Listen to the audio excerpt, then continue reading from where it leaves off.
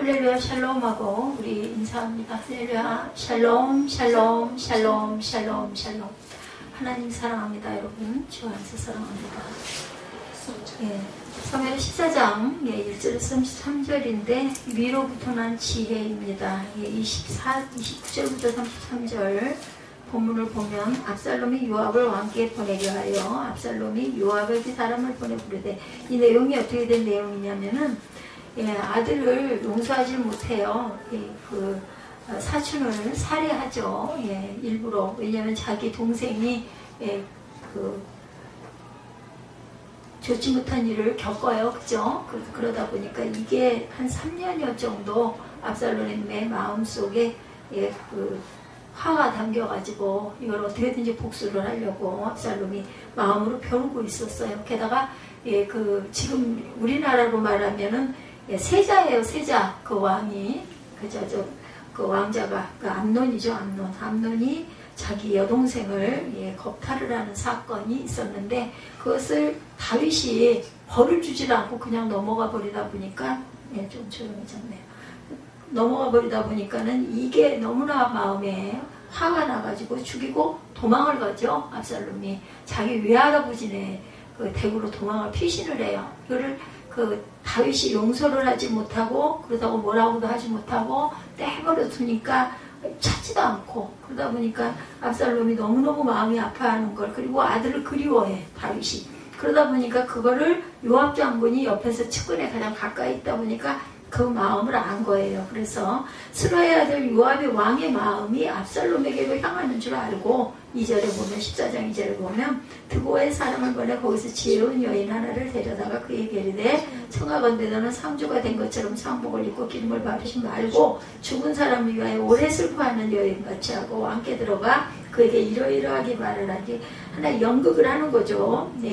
그 다윗이 압살롬을 불러오게 하기 위해서 요압이 그의 입에 할 말을 넣어주니라. 드고와 여인이 왕께 아랠 때 얼굴을 땅에 대고 엎드려 왕에게, 왕이여 도우소서 하니 왕이 그에게 무슨 일이냐 하니라. 아마 그 시대에는 이렇게 왕께 직접 가서 독대를 하는 특별한 경우들이 또한 있었던 것 같습니다. 대답하여 나는 진정으로 가보입니다. 남편은 죽고 6절입니다. 이 여종에게 아들 둘이 있더니 그들이 들어서 싸우나 그들을 말리는 사람이 아무도 없음과 한 아이가 다른 아이를 쳐 죽였어. 그제 형제끼리 하나가 죽였다는 거죠. 온 족속이 일어나 당신의 여종 나를 핍박하여 말하기를 그를 동생을 쳐 죽인 자를 내놓으라. 우리가 그의 동생 죽인 죄를 갚아 그를 죽여 상속자가 될 것까지 끊겠노라 하오니, 그러한 즉 이들이 내게 남아있는 숯불을 꺼서 내 남편의 이름과 씨를 세상에 남겨두지 아니하겠네. 그냥 쳐 죽인 아들을 내놔. 우리가 그 아들을 혼을 내겠다, 죽이겠다는 거예요. 사람을 죽였으니. 그렇게 되면은 이 사람은 뭐가 돼요? 아들 둘을 다 잃어버리는 거잖아요. 그렇기 때문에 결국은 우리 가문은 잊지를 못할 거다. 이렇게 이제 여인이 기가 막혀 하는 거죠. 드고와 여인이 왕께 아뢰되 내 주 왕이여, 그 죄는 나와 내 아버지로 집으로 돌릴 것이니 왕과 왕위는 허물이 없으리다. 왕이 이르되 누구든지 내게 말하는 자를 내게로 데려오라. 그거 다시는 너를 건드리지 못하리라 하니라. 여인이 이르되 청하건대 왕은 왕이 하나님 야훼를 기억하사 원수 갚는 자가 더 죽이지 못하게 하옵소서. 내 아들을 죽일까 두렵나이다 하니 왕이 이르되 야훼께서 살아계심을 두고 맹세하노니 내 아들의 머리카락 하나도 땅에 떨어지지 아니하리라 하니라.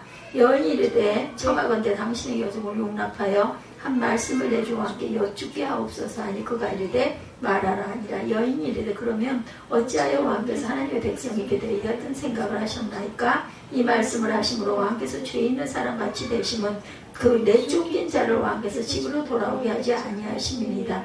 우리는 필경 죽으리니 땅에 쏟아진 물을 다시 담지 못한 같을 것이오나 하나님은 생명을 빼앗지 아니하시고 방책을 베푸사 내쫓긴 자가 하나님께 버린 자가 되지 아니하게 하시나이다. 이제 내가 와서 내 주 왕께 이 말씀을 여쭙는 것은 백성들이 나를 두렵게 함으로 당신의 여종이 스스로 말하기를 내가 왕께 여쭈오면 혹시 종이 청하는 것을 왕께서 시행하실 것이라. 왕께서 들으시고 나와 내 아들을 함께 하나님의 기업에서 끊을 자의 손으로부터 주의 종을 구원하시리라 함이나이다. 당신의 여종이 또 스스로 말하기를 내 주 왕의 말씀이 나의 위로가 되기를 원한다 하였사오니 이는 내 주 왕께서 하나님의 살다같이 선과 악을 분간하심이옵이다. 원하건대 왕이 하나님 야훼께서 왕과 같이 계시옵소서. 왕이 그 여인에게 대답하여 이르되 바라노니 내가 내게 묻는 것을 내게 숨기지 말라. 여인이 이르되 내 주 왕은 말씀하옵소서.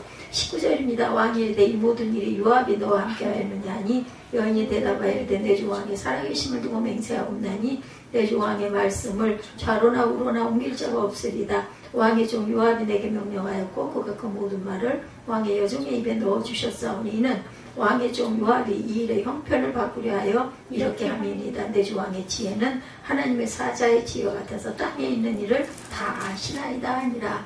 21절이죠. 왕이 요압에게 이르되 내가 이 일을 허락하였으니 가서 청년 압살롬을 데려오라 하니라. 이제 알아들었어요. 그리고 아들 압살롬을 데려오라고 그러죠.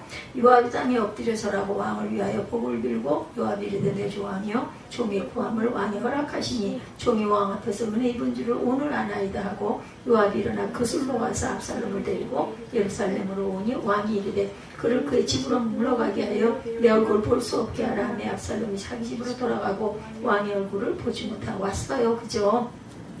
그술에서 데려왔는데 왕이 보질 않아요. 보지 않고 자기네 집에 들어가라고 그러고 나를 내가 얼굴을 보지 못하게 하라고 명령을 합니다. 그래서 25절부터 보니까 온 이스라엘 가운데 압살롬같이 아름다움으로 크게 칭찬받을 자가 없었으면 발바닥부터 정수리까지 소용이 없습니다. 아주 훌륭하게 잘생긴 아들이고 26절에 그의 머리털이 무거움으로 연말마다 깎았으며 그의 머리털을 깎을 때 그것을 달아본지 그의 머리털이 왕의 저울로 200세겔이다. 압살롬의 아들 셋과 딸 하나를 낳았는데 딸의 이름을 다말이라. 이 다말이 문제가 생긴 거죠. 그는 얼굴이 아름다운 여자들. 압살롬이 이태 동안 예루살렘에 있을 때 왕의 얼굴을 보지 못하였으므로 압살롬이 요압을 왕께 보내려 하여 압살롬이 요압에게 사람을 보내 부르되 그에게 오지 아니하고 또다시 그에게 보내도 오지 아니하는지라. 압살롬이 자기의 종들에게 이르되 보라 요압의 발이 내 밥 근처에 있고 거기 고리가 있으니 가서 불을 지르라니. 압살롬의 종들이 그 밭에 불을 질렀더니 요압이 일어나 압살롬의 집으로 가서 그에게 이르되 어찌하여 내 종들이 내 밭에 불을 질렀느냐 하니 압살롬이 요압에게 대답하되 내가 일찍이 사람을 내게 보내 너를 이리로 오라고 청한 것은 내가 너를 왕께 보내 아뢰게 하기를 어찌하여 내가 그술에서 돌아오게 되었나이까. 이때까지 거기 있는 것이 내게 나았으리다 하려 함이로다. 이제는 내가 나로 하여금 왕의 얼굴을 볼 수 있게 하라. 내가 만일 죄가 있으면 왕이 나를 죽이시는 것이 옳으니라는지라. 요압이 왕께 나아가 그에게 아뢰매 왕이 압살롬을 부르니 그가 왕께 나가 그 앞에서 얼굴을 땅에 대어 그에게 절하며 왕이 압살롬과 입을 맞춥니다. 여기까지죠. 다말이 이렇게 강간을 당함으로 인해서 압살롬이 암논을 죽이는 바람에 왕세자를 죽인 거죠. 그래서 도망을 갔다가 가까스로 이러한 누구예요? 요압 장군의 어떤 각본이죠. 하나 연극을 꾸며가지고 다윗이 깨달아 알게 해서 돌아오긴 했는데 그런데도 아들 얼굴을 볼 수가 없는 거죠. 살인을 했는데 그거를 아무런 벌을 주지 않았기 때문에 이런 이야기. 그래서 결국은 또다시 아버지를 뵙지 못하니 차라리 내가 죽는 게 낫겠다. 나를 아버지 다윗이 나를 보게 해라. 만약에 그게 안 된다면 왕의 얼굴을 볼 수 없다면 나를 죽이시는 것이 옳다라고 얘기하죠. 요압이 왕께 가서 아뢰되 왕이 압살롬을 부르고 왕께 나가 그 압살롬을 땅에 대어 그에게 절하매 왕이 압살롬과 입을 맞추며 화해를 하기는 했어요. 그런데 그 후에도 압살롬이 자기를 위하여 bom과 말들을 준비하고 호위병 50명을 그 앞에 든단지 예루살렘 성에 들어온 거죠. 그래가지고는 그때부터는 이제 자기 세력을 굉장히 키우는, 그래서 결국은 뭐해요? 아버지를 쫓아내는 반역을 일으키는 그런 내용들이 그 이후에 이루어집니다. 우리가 그 구약을 잘 안 보았기 때문에 제가 한번 쭉 저도 다시 한번 확인하느라고 한번 처음부터 쭉 읽어봤어요. 세상의 지혜를 따라가지 말라. 교훈을 한번 어떤 교훈을 우리가 본받아야 될 건지, 겉으로 볼 때는 지혜롭게 보이나 실상은 세상의 지혜로 행하는 세 사람을 발견하게 됩니다. 첫째는 요압이죠. 요압은 다윗이 그슬 땅으로 망명을 가 있는 압살롬을 매우 보고 싶어하는 모습을 보죠. 어떻게 해서든지 압살롬을 이스라엘 땅으로 돌아오게 해서 의 마음을 위로하고 싶었던 거예요. 충정이에요. 어떻게 보면, 그죠? 그리고 압살롬은 이스라엘 백성들이 다윗의 왕위를 계승할 만한 위인으로 보았기 때문에 왕국의 안정을 위해서라도 압살롬이 귀국하는 것이 나라의 장래에 꼭 필요한 일이다, 이렇게 생각을 한 거예요. 그래서 두고아 출신 여인을 앞세워서 다윗을 설득하는 내용이 14장에 쭉 이어지죠. 다윗은 결국 설득을 당하였고 압살롬은 그술 땅에서 돌아왔어요. 겉으로 볼 때는 요압은 다윗 왕과 나라를 깊이 생각하는 충신이고 지혜로운 책사로 보이죠. 그러나 요압의 속마음은 꼭 그렇지만은 않았다. 100%가 아니었다라는 거예요. 그는 이 모든 행동의 동기가 자신의 권력을 지키기 위한 행동이었다. 자신의 권력에 문제가 생기면 뭐 무조건 죽여버리죠. 다윗에게 허락도 안 받고. 마찬가지로 결국은 나중에 또한 압살롬 또한 이렇게 해서 죽게 되죠. 예, 권력을 지키기 위해서라면 어떤 사람의 목숨이든지 그냥 무조건 해쳐버리는 사람. 그는 이미 과거의 다윗 왕에게 투항하려는 아브넬 장군을 무고하게 죽인 사람. 요압의 지혜는 결코 신령한 지혜가 아닌 세상의 지혜였다라는 거예요. 하나님의 뜻대로가 아닌 내 뜻대로. 두 번째로는 세상의 지혜로 무장한 사람, 드고아 여인이죠. 예, 요압은 드고아 땅에서 지혜롭기로 유명한 한 여자를 불러옵니다. 그 여인을 성경은 그냥 드고아 여인이다 이렇게 명명하죠. 이 여인은 요압 장군이 미리 짜놓은 시나리오를 다 듣고 그리고 다윗 왕에게 자신이 억울한 일을 당한 사람처럼 연극을 하죠. 다윗에게 호소를 합니다. 다윗은 드고아 여인의 말을 액면 그대로 받아들이죠. 그만큼 드고아 여인이 연기가 뛰어났다는 거예요. 다윗은 드고아 여인의 이야기에 빠져서 드고아 여인의 억울함을 풀어주겠다 이렇게 나서죠. 다윗의 판단을 나쁜 방향으로 흐리게 할 정도로 드고아 여인의 말솜씨는 탁월했습니다. 그렇지만 드고아 여인의 지혜는 신령한 지혜가 아니라 부정한 세상의 지혜였다. 세 번째로 세상의 지혜를 무장한 사람, 압살롬 왕자. 이 압살롬은 여동생의 원수를 갚으려고 형 암논을 죽인 다음에 외할아버지 나라로 그술로 도망을 쳤어요. 3년 동안 그곳에서 안전하게 피신을 하고 있었고 살인을 저지르고 그곳으로 도망친 것은 세상적으로 볼 때 아주 지혜로운 그런 모습인데 그것은 사악한 지혜였다는 거죠. 압살롬은 요압의 중재를 통해 다시 이스라엘 땅으로 돌아오죠. 그러나 아버지 다윗이 결코 자신을 만나주지 않자 화가 난 거예요. 그래서 압살롬은 중재를 자처했던 요압의 밭에 불을 지릅니다. 왜냐하면 자신을 만나러 와주질 않으니까. 불을 지르니까 오기는 왔죠. 압살롬에게. 크게 놀란 요압 장군이 다시 한번 다윗과 압살롬을 중재하죠. 그래서 다윗이 압살롬을 만나주도록 합니다. 압살롬의 행동을 보면 그도 나름대로 지혜가 있는 사람이죠. 그러나 그것은 신령한 지혜가 아닌 세상 지혜, 부정한 지혜, 사악한 지혜였다. 앞에서 언급한 요압 장군, 압살롬 왕자, 드고아 여인은 겉으로 볼 때 지혜 있는 사람이야. 나는 꾀가 있다고 봐야 되겠죠. 그렇지만 그들은 그 지혜를 가지고 선하고 의로운 일을 도모한 것이 아니라 자신의 목적을 이루기 위해서 술수와 계략과 불의를 서슴지 않았다. 우리는 이런 지혜를 쫓아가서는 안 된다라는 거죠. 성경은 우리에게 위로부터 난 지혜를 쫓아가라고 말합니다. 이 지혜의 특성은 어떠냐? 야고보서 3장 17절이죠. 오직 위로부터 난 지혜는 첫째 성결하고 다음에 화평하고 관용하고 또한 양술하며 긍휼과 선한 열매가 가득하고 편견과 거짓이 없어야 돼. 거짓이 없어야 된다는 게 중요하죠. 첫째 성결해야 된다. 다음은 화평이죠. 관용과 양순을 품어요.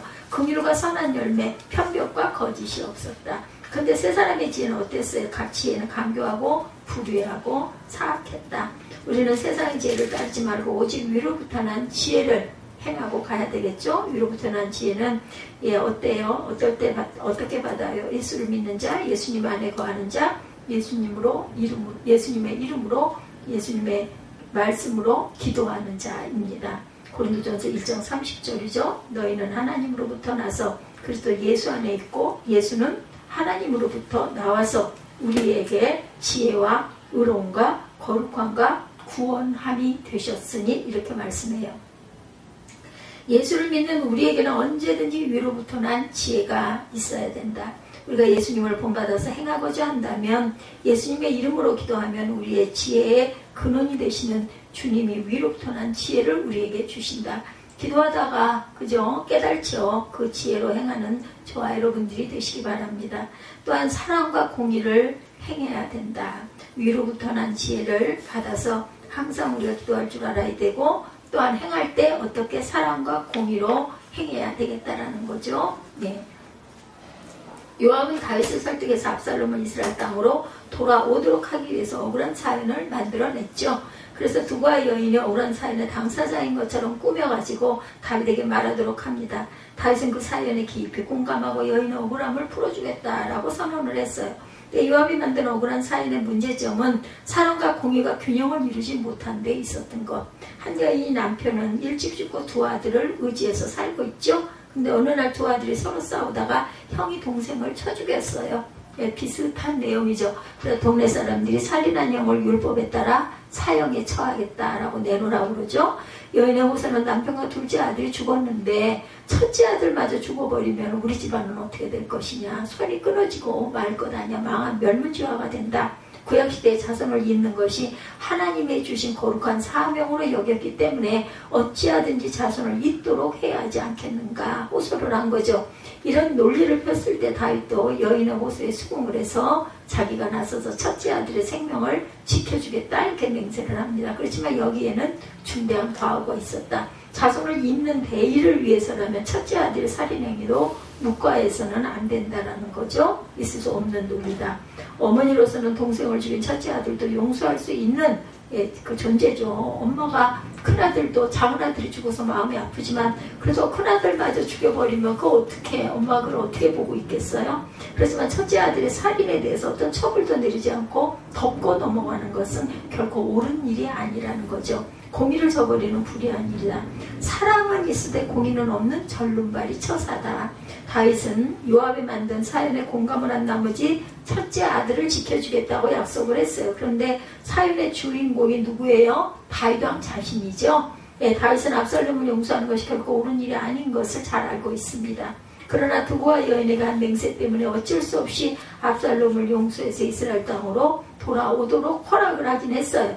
다시 압살롬의 귀국을 허락했지만 진심으로 용서할 수가 없었던 거죠. 그래서 압살롬을 만나주질 않은 거죠. 이것은 압살롬에게 상처가 되고 분노가 됩니다. 그래서 나중에 아버지를 몰아내는 사건이 일어나죠.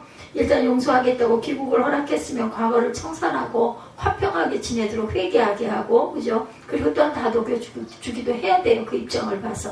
다윗의 행동이 온전치가 못했다. 다윗은 사랑과 공의의 균형을 그만 잃어버리고 말았어. 아들 부분에서. 다윗은 압살롬에게 어떻게 했을까? 아버지로서 압살롬의 행동을 얼마든지 용서할 수가 있죠. 그렇지만 조건은 있어야 합니다. 압살롬이 전심으로 자신의 행동을 회개하도록 인도를 했어야 되겠죠. 그리고 회개와 함께 살인행위에 대한 징계도 또한 내렸어야 합니다. 그 징계가 사형은 아닐지라도 여러 형태로 압살롬이 근신하도록 하는 조치를 취했어야 됐다. 그런 과정이 없었기 때문에 압살롬은 자기 행위를 반성하지도 않았고 오히려 당당하게 행동합니다. 그리고 결국 아버지에게 불만을 품은 나머지 훗날 간역을 일으키는 불씨를 낳게 되고 준비하게 하죠. 다윗이 압살롬을 전심으로 용서할 수 없거나 압살롬이 회개의 태도를 보이지 않는다면 아예 그를 귀국하지 못하게 그냥 두었어야 되는 거죠. 그랬다면 다윗의 가문에 훗날 이 불행한 사건, 다윗이 궁에서 쫓겨나는 그런 사건은 없었을 것이다.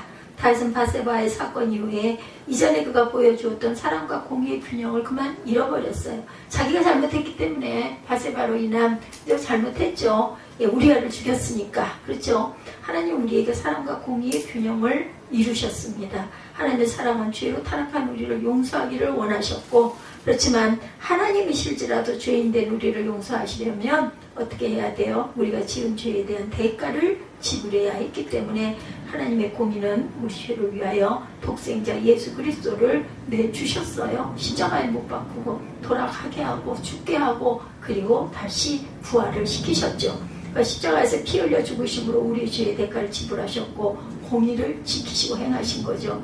예수님이 죽으신 십자가는 하나님의 사랑과 공유가 절묘하게 만난 장소입니다.